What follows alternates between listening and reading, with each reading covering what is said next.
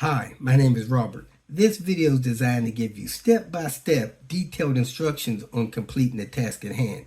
Please read the description area of this video to get valuable information and updates. And thank you for watching. Have a great day. What's happening, party people? We're going to be replacing a wheel hub or bearing per se on the rear position of the Volvo P80 cars. Those are 850s, V70s, the front wheel drive vehicles. The all-wheel drive ones are a lot different and a lot more difficult. Wheel bearings are annoying when they go bad. If they go real bad, you can actually almost have a wheel fall off your car. So you want to replace these things. They normally start making what we call a honing noise prior to actually failing, and you may hear that noise anywhere from 5 to 10,000 miles before they go so bad that they fall apart. I'm going to replace the rear wheel bearing on this Volvo S70.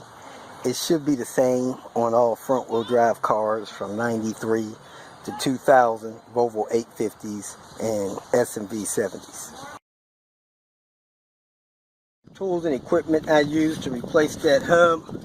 You have a 36 millimeter half-inch breaker bar, ratchet wrench, a 10, a 19, and a 13 sockets. You need a new bearing, a new bolt. I use brake lube, thread lock, a couple screwdrivers, torque wrench, 4-foot cheater. I use a jack and a jack stand. Break the lug nuts loose, jack the car up, set it on the jack stand, pull the wheel off, remove the dust cap from the nut.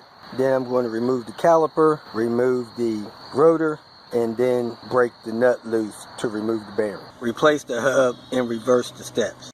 I got the wheel off. Next, I got to get this cap off. You may have a little more room to get this cap off if you take the caliper off and the rotor off first. Those things are normally kind of rusted. I don't know if you want to spray some PB Blaster on it or something like that. But I'm going to try to get a screwdriver behind there and start getting that loose. So let me work on that. So I put the screwdriver like that. I tap the top of it and it's starting to open it up around. So I'm going to keep working it off like that. Everything looks nice and clean.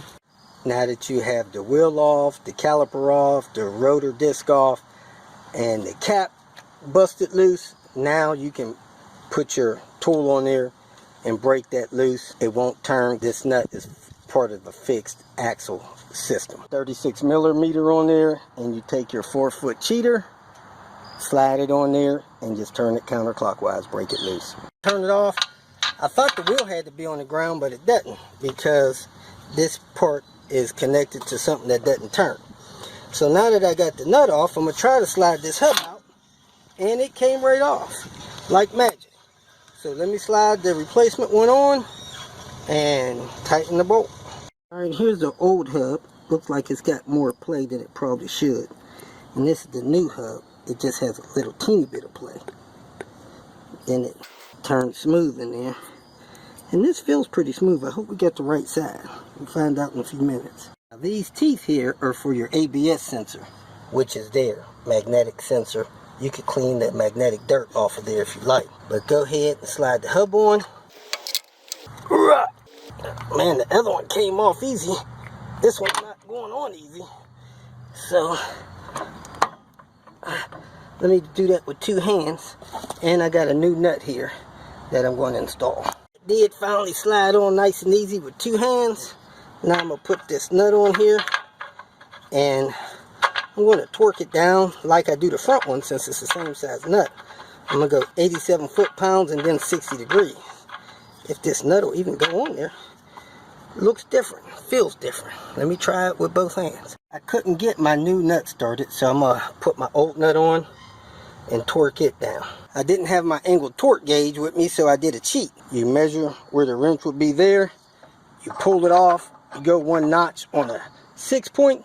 And then you tighten it back down to where it was pointing before. That's what I did. My hub is spinning nice and smooth.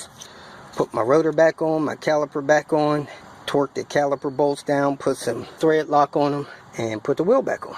Before I put my rotor on there, I'm going to put some grease or anti-seize along the contact points because I don't want that rusting together on me. I'm using this brake lube grease. Put the 10mm rotor hole pin in, I put the cap in, and then I put grease around the seam of it to stop it from rusting and hopefully keep dirt and stuff out of it. Now I'm going to put the caliper on and put the wheel on. Put your tools away, clean up your work area, and you're all done. If you made it this far, I trust that you found some information that was either useful or entertaining, so go ahead and hit the like button. And if you would like notification of future videos that I post, please subscribe to the channel. I appreciate your support. You can follow me on other social media apps by looking for @RobertDIY. Some form of that should bring up the other channels that I have on places like Twitter, Facebook, Instagram, and so forth. If for some reason you need some more personal help, go to my website at robertdiy.com and use the phone number that I have posted there to send me a text message, or you can email me. If you have questions or comments, please make a comment below. And if you'd like to make some kind of financial contribution to what I got going on here, go to my channel and hit the more link at the end of the introduction statement, and it'll show you different ways that you can support me financially. Again, thanks for watching. I hope you have a great day.